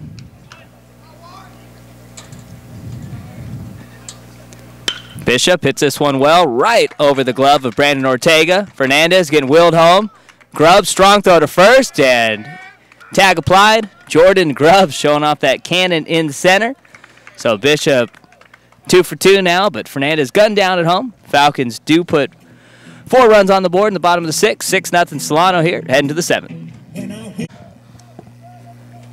So even though Rico Rodriguez this afternoon is done on the mound, Rico Rodriguez. So now he moves over to the DH spot. It's allowed, I guess. Sure. They're down 5. Let them do whatever they want. Down 6. Oh, down 6.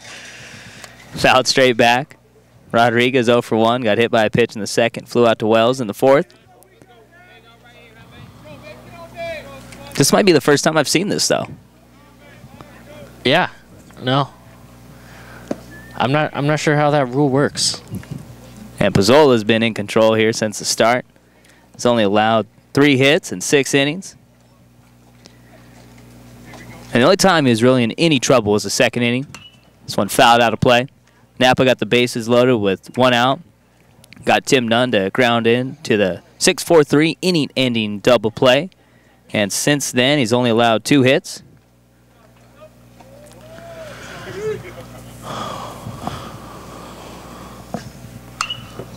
Popped a mile high. Brasher just in front of the Napa dugout. Can't come up with the catch.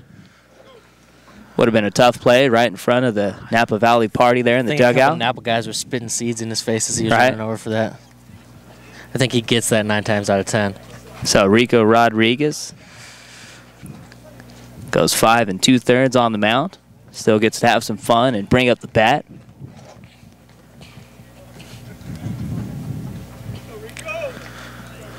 Yeah, we'll have to look up the rule book on that. Too much work. I'm a Dodger fan, man. You know we lazy. 1-2. Right side, Crosby. Plenty of room. 1 up, 1 down. Well, I'm in remedial English out here at Solano. They haven't taught reading rule books yet. So Curtis Huffman will come up. 0 for 2. Curtis Huffman. 1 out, nobody on.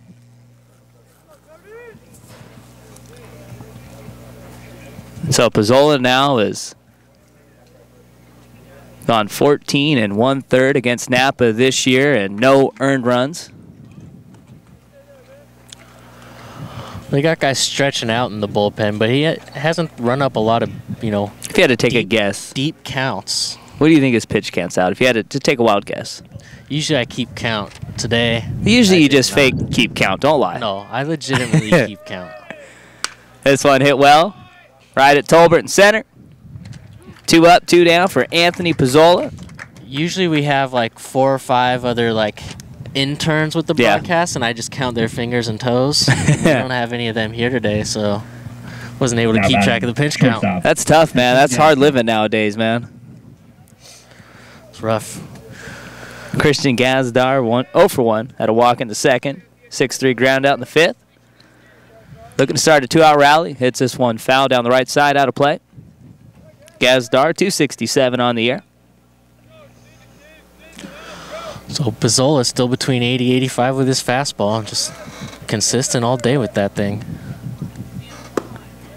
And that one just a little low. Count now 1-1, 80 miles on that pitch. And Pizzola's just done a good job changing speeds with the fastball, keeping hitters off balance, but most importantly, outstanding location so far. This one hit well, and it's going to drop in front of Wells for a 2-out single. Wells thought about trying to get him out at first, but then he remembered it's not a pitcher hitting. Oh, that would have been fun. Just do it. What's the worst could happen? Right? You throw it away and he takes second. And Brasher's right there. Brasher's right there too, right behind him. So even if it does get away, he might be right there. He might even get to second. You got to lead. Let's make the highlight reel. Now batting, third baseman. So Gazdar extends the inning. Runner on first base now with 2 down. Tim Nunn, 0 for 2. Swing and a miss on the fastball high outside. So Tim Nunn back under 100 now, 0 for 2. Came in today just over 100. I know 200 is a Mendoza line. What do you call the 100? You don't even have a word for that, right? At the 100, you say, Bishop's playing back a little bit. You bunt down the third base line and try and beat it out. You should. So the count now 0-2. You try to get a hit any way you can. And that's a good read now, but now there's 2 strikes. But Bishop playing the usual third base spot right here, and if he laid down just a decent bunt down the third base line, he's got a good chance to beat it out.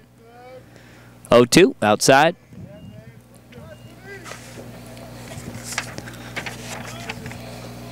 So Anthony Pizzola looking to make it 15 consecutive innings without allowing an earned run against the Napa Valley Storm this year. Top of the 7th, 6-0 lead for Pizzola. Solano put 4 on the board in the bottom of the 6th. This one fouled straight back, right over the Falcons fan base. Big, beautiful Falcons fan base. Well, it's big at least. Almost as beautiful as the broadcasting crew, right? No, they don't even. You're still blushing over They don't Speeny. even compare. You're still blushing over Speeny a little bit. So if Speeny had to choose between me and the volleyball team, volleyball team all day. Dinner. We're getting steak dinner. Come on. And that's gonna be a big bill. Kid can eat. Maybe you can take him out to see Harry Potter after. High fastball, swing and a miss from Tim Nunn. Anthony Pizzola has been in control from the beginning. Time to stretch, folks. Going to the bottom of the 7th. Falcons up 6-0. Interested in a career in sports broadcasting? Then Communication Studies 75 is a class for you. My name is Raina Carrasco with the Solano College Sports Network. Learn the basics of sports broadcasting, experience the thrill of doing a live broadcast, and even create your own radio show. And for those athletes wanting to improve on their speaking interview skills, you don't want to pass this up. So come join us next fall in Communication Studies 75, Wednesdays 1 to 4 in room 121. Now back to the broadcast. Well, you told me 6, and I looked up there, and I thought it said 6-2. I was like, but I didn't do my math wrong. I was like, what? There you go, baby. Zach Kraft. Eyes working better than mine. I'm in remedial English, but I can do numbers. Hey, in my defense, though, doesn't that look like a 6? It did, right? It did a little bit. It looked like a 6, but I have 10 fingers, so 1 through 10, I'm not going to be wrong. Luckily, somehow I got through basic math. Luckily, money goes a long way in the classrooms. But there was 3 runs scored in the bottom of the 6th for Solano. Fernandez obviously got gunned down at home when Jordan Grubbs threw him out. So it's 5-0 Solano. Now if they score again, man, that means they have to go to 2 hands counting. That's not good. Crosby leading off here. Count 1-0. A little low, 2-0. Crosby 1 for 3. Reached on the air from Rodriguez in his last at-bat.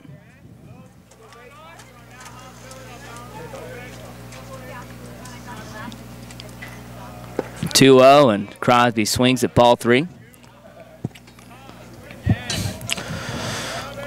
Well, Rodriguez isn't pitching anymore, so butting it back to the pitcher might not work for Crosby this time. Right?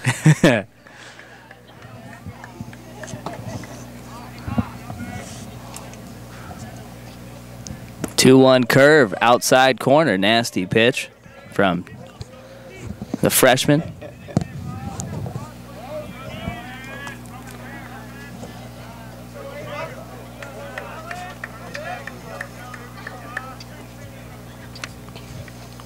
Two-two fastball, chopper. Huffman fields it, steps on the bag. 1 up, 1 down.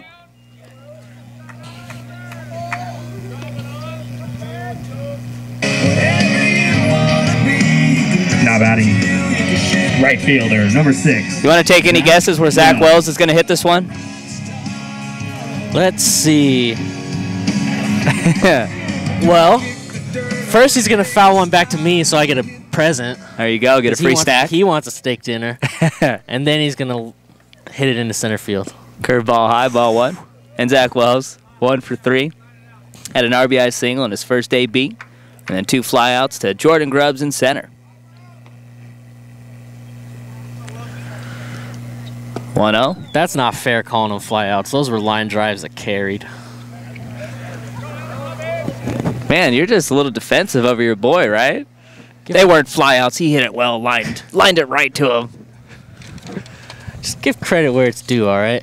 I gave him credit. He got an RBI single. Chopper to short. Gazdar on 2 hops. Throw to first in time. 2 up, 2 down. Zach Wells is like a Greek god. That's it? He's a Greek god that swings the bat like a Norse god. There you go. Buckets. Now batting, the DH. So Wells now 1 for 4. Nick Speedy. Can you take this? You've got Wells and Speeny back to back. Is that must see TV? Is the red in your face because you're blushing, or is it the sunburn?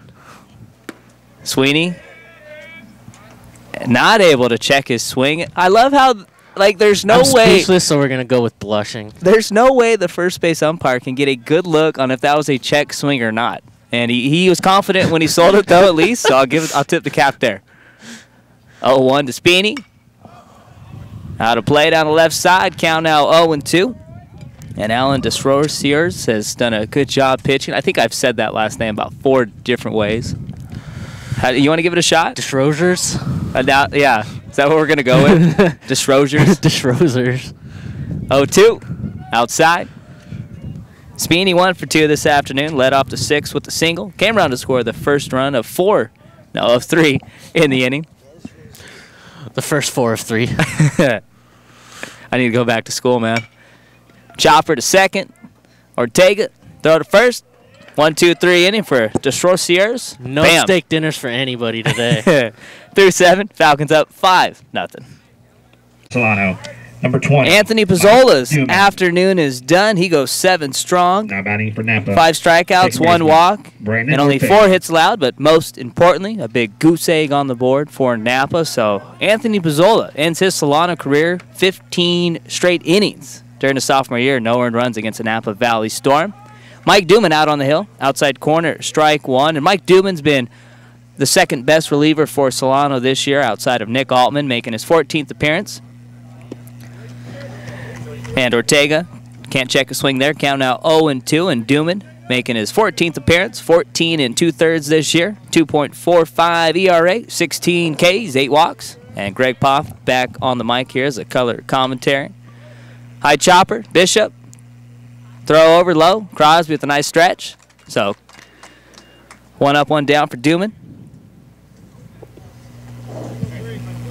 Not batting.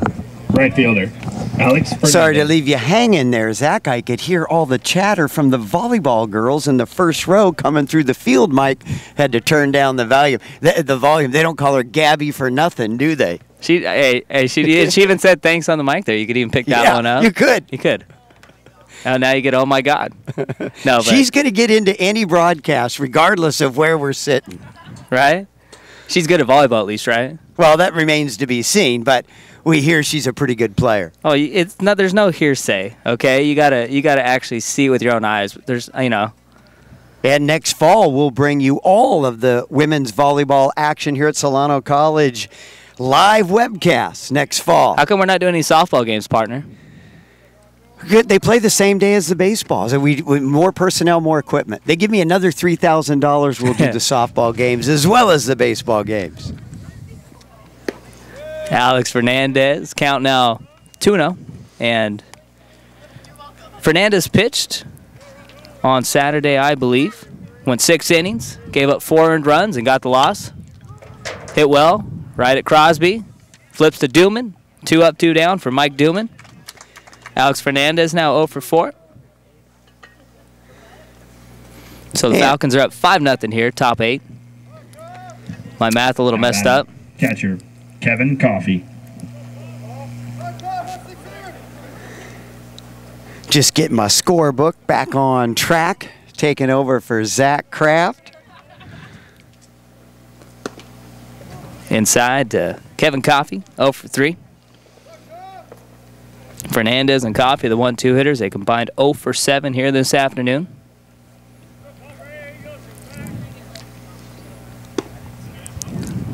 Low strike, count 1-1, and very important game for Solano, and every game is important for Solano. The playoffs start in 2 weeks, but playoffs start for Solano right now. Yeah. This one hit a mile high. Fernandez in the grass, a couple feet. 1-2-3 inning from Mike Duman, strong inning. Bottom 8, we're heading towards Solano up 5-0. Hey, what? JQ stepping up, Bottom of the 8th. leading off here, bottom of the 8th. Edgar Barr and Aaron Brasher do up second and third in the inning. You got to love it. We're in the 7:07.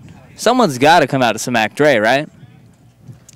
I know you know all about that Mac Dre, right? I know he died. JQ smokes the first pitch to left, 1 out single, or a leadoff single. JQ now 1 for 2. Now batting, left fielder. And so on the mound, coming out again for his 3rd inning of work, Alan DesRosiers, I believe is the correct pronunciation of that name. I don't care. I'm riding with what I've been calling him all day. I'm not changing now. We'll call him D-Rose. I'm just going to call him the freshman. That's easier. Ibarra takes the first pitch, strike 1. Pretty nice pitch by the freshman there, right on the outside corner. All right, partner. Solano is 4 back of Marin. Marin's most likely going to win the BVC. They have a 2-game lead on Mendocino. And that's what the Falcons want. Ibarra takes that one for ball 1. Their best chance getting in the playoffs is for Marin to win out because Marin still has games against Mendocino, Los Medanos, and those are the teams the Falcons are really competing with. And those 2 teams have the tiebreaker over Solano. And I've said this since yesterday on our show. I think Solano, they go 4-1 last 5 games. They're in no problem. I disagree with you on the 3-2 part, though. If they go 3-2, I don't think they're making it. But you could be right. Ibarra, out of play.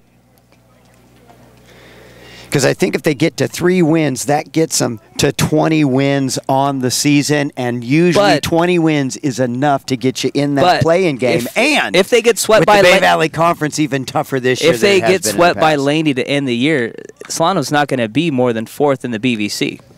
And if they're not in the 3 spot, they're not making it. They're not.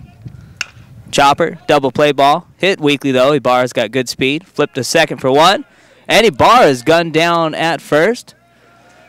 So 4-6-3 double play. 2 down now here in the inning. Boy, that was quick. But I do think if Solano goes 4-1 to end the season, and they're ahead of Laney, and they're in that 3 spot or even the 2 spot. I mean, Mendocino still has to win the games they have, and they've got 5 very tough games. So Mendocino could drop, and I could see Solano maybe going 3-2 and still getting that 3 spot. But they need a lot of help. So just go 4-1, do it yourself. Yeah, 4-1, that's the ideal way to go. I do think, though, if they go 3-2, even if they lose one against Contra Costa, one of those 2 games, they hold on, obviously, and win this game. If they win 1 game against Laney, now they have the tiebreaker over Laney. And the one thing that Solano does have on their plate is they're undefeated against the teams they're facing the rest of the season. They're 2-0 against Laney this year. Obviously, they beat Contra Costa both times. And they're 2-0 against Napa, and they're 3 outs away from sweeping Napa this year in the 3-game series. 2-0. Brasher hits this one well. Grubbs using his glove to shade the sun. So 3 batters face for Desrosiers in the inning. Going to the top of the 9th. Falcons up 5-0.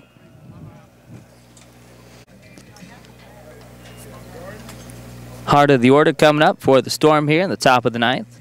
Need a rally here, down 5-0. And Mike Duman out. Second inning of work. Had a 1-2-3-8.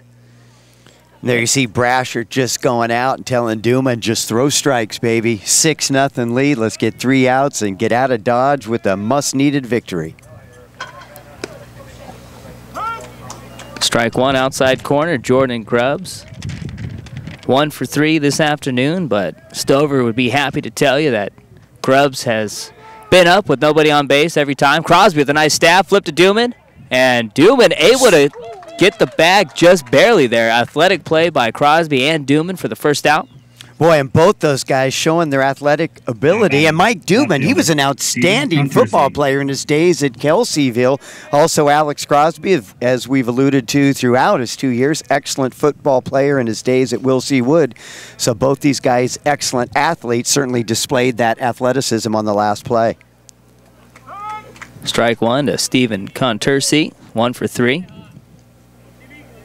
So Solano is 4 games out of first, but one more looking at it, they got to catch Mendocino, Laney, and Los Medanos. They got to at least jump 2 of those 3.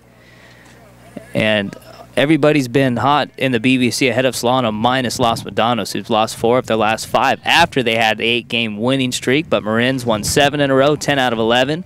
They've had 5 shutouts in the last 11 games. Mendocino's hot right now, 5 in a row. Laney's been the hottest team, though. 8 games in a row. And their next 5, 2 against Contra Costa and 2 against Napa. Or 1 against Contra Costa, 2 against Napa, and 2 against Solano.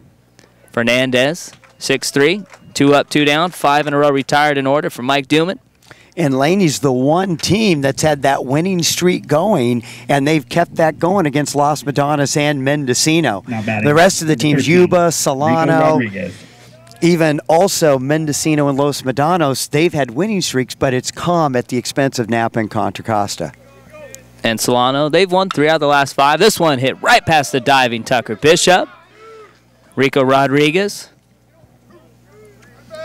is going to stop at second. Boy, nice hustle by Ibarra getting down there again. Once again, second time today, he's had to dig a ball out of the batting cage down in the corner, left field side of play, able to dig that out, get it back in. Of course, Rodriguez, not the fastest guy in the world, but able to hold Rodriguez on a ball hit down the line to a stand-up double with 2 outs here, top of the 9th. So Falcons still some work to do. Need to get that last out, get this game over with. Strike 1, and one of the main reasons why Laney's been on fire as of late, they've outscored their opponent 61-11 during their winning streak. They haven't allowed more than 3 runs, and the freshman left-hander Julian Kelly has been one of the best pitchers in the BBC. Swung through it, count now 0-2. Also, their sophomore righty, Jonathan Davis, has been money his last 2 starts, gone 16 innings and ERA at just over 2 during that stretch. But Todd Burgos, the freshman, has been outstanding. #1 average in the BBC, batting .431, second best average in the state. Yeah, Laney has just been hot. And the last time they played Solano, they had that game. They were leading going into the bottom of the 9th, 4-3. But David Fernandez, walk-off hit. There you see the strike by Duman, enabled them to come away with a victory. So the Falcons 1 strike away from sweeping Napa this season. 2-2. Count full. Curtis Huffman 0 for 3 this afternoon. And almost went after that pitch in the dirt. Good job laying off that one. All right, here we go, Zach. Full count. 2 outs. And this one hits him right in the buttocks. Now on first. I mean, that's where you got the most padding, baby, so you might as well just take it right there. And it looked like Duman just reared back on that fastball and just heaved it, lost a little control there. So he was going for the strikeout, get out of this inning in the game. But plunks Huffman right between the 1 and the 5. So Christian Gazdar 1 for 2. He's been aboard safely twice, walk in the 2nd, single on his last AB in the 7th. A little high, ball 1. But what a performance for Anthony Pizzola here this afternoon. 7 strong, no earned runs. In line to get his 5th win on the season. Strike 1, count 1-1 now to the number 7 hitter, Christian Gazdar, a freshman shortstop out of Northgate High. And Anthony Pizzola, not a guy that you really thought would be one of the starting pitchers for this club at the start of the season. Brasher, throw over to first, not in time. That one was low for ball 2. But boy, he has stepped up this season, and I agree, really. I mean, everybody considers Ryan Anderson the ace of the staff. Pizzola's been the best since day 1. Exactly. But I think Anderson's still a guy Stover would probably trust more in a big-time game. Yep. Nasty off-speed from Duman, count now 2-2. And, I mean, if you put Mike Duman and Crenshaw next to each other, you could say they're brothers. They got those beards going on. Yeah, Duman looks like he looks more like his brother than Derek Crenshaw. 1-2. Able to check a swing. Both runners advance. Boy, I almost thought Gazdar went around. And I'm surprised, too, he wasn't taken off down the first base line. Yeah. Yeah, I thought he went around on that ball that got away from Brasher. But I guess we're the only ones who thought that. Well, it's near impossible for Brian Rose, the infield umpire's position at second base right now. I mean, it's hard to get an actual read on if he was able to check or not. But Gazdar, I mean, it was close. That was the only benefit we had doing the games over the opposing dugout was we had the perfect look. This one hit right at JQ, and that is how this one ends. I'm not going to call it a huge victory for Solano. They should beat Napa, a 2-win BVC team, but every game's a playoff game for Solano. So big-time win for the Falcons. Anthony Pizzola, the story of the day. And really the Falcons offense came up in the first inning with some runs, and also in the 6th inning where they put 3 on the board in the 6th and 2 on in the 1st. Big-time pitching performance for the Falcons here today, though. Yeah, you're absolutely right, Zach. And as you said, it's a game you expect them to win, but I think the pressure is heightened by the fact they can't really lose this game. They needed this game. They got to get the 2 against Contra Costa. Then if they can somehow get at least 1 of the 2 against Laney, boy, you like their chances getting into the playoffs. And they also would end with a bit of momentum. So the Falcons, outstanding win today. They just went out and played baseball like they're expected to do. Excellent pitching performance by Anthony Pizzola, and also an outstanding game by Tucker Bishop. And Tucker Bishop will be our post-game guest today. And two, I mean, Anthony Pizzola most likely would have been 7 innings, no earned. But he pitched pretty well here today, and we would be bringing him over, but we had him over last time that he played Napa, so we got to change it up a little bit. We're going to get Tucker Bishop coming over, 2 for 2, reached base safely in all 4 plate appearances here this afternoon.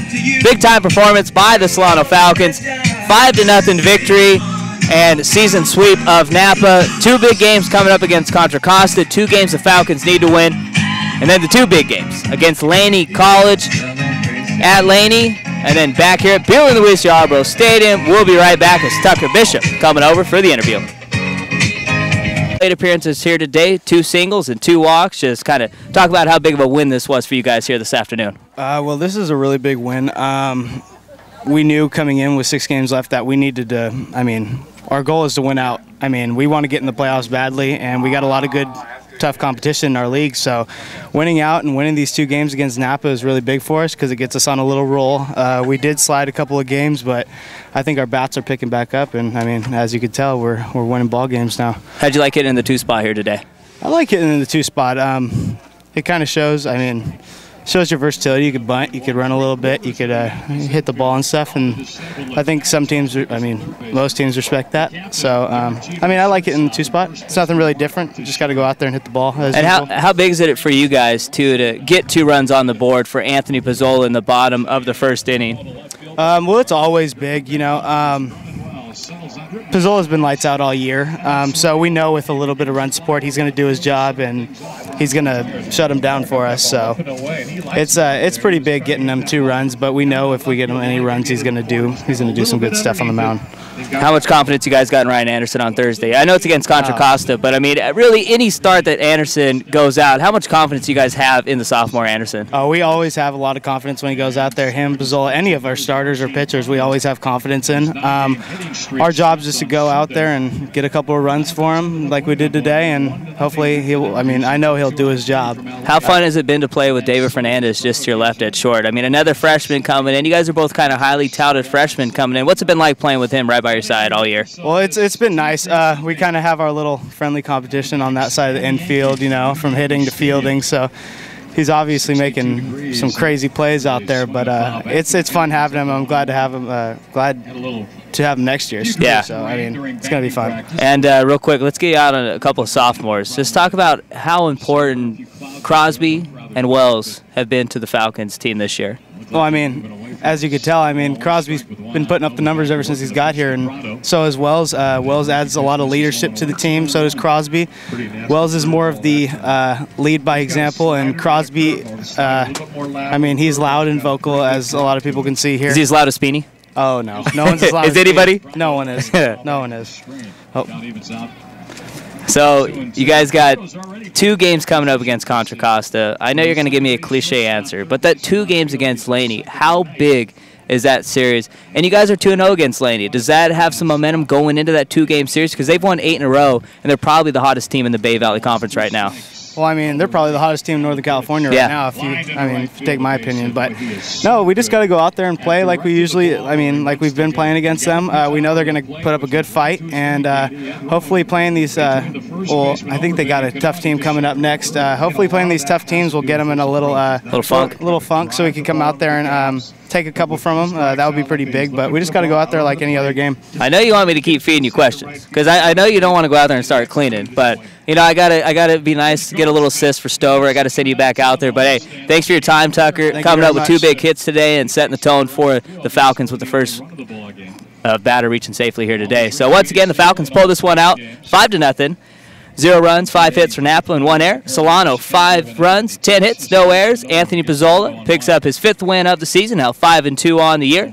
And Rico Rodriguez now falls to 1-6 during the season. So once again, Solano College Sports Network will be bringing you Thursday's game against Contra Costa in a must-win situation for Solano, as every game now is a playoff game for the Falcons. So once again, for Greg Popp, Tucker Bishop, I'm Zach Popp, and thanks for checking us out here at Solano College Sports Network.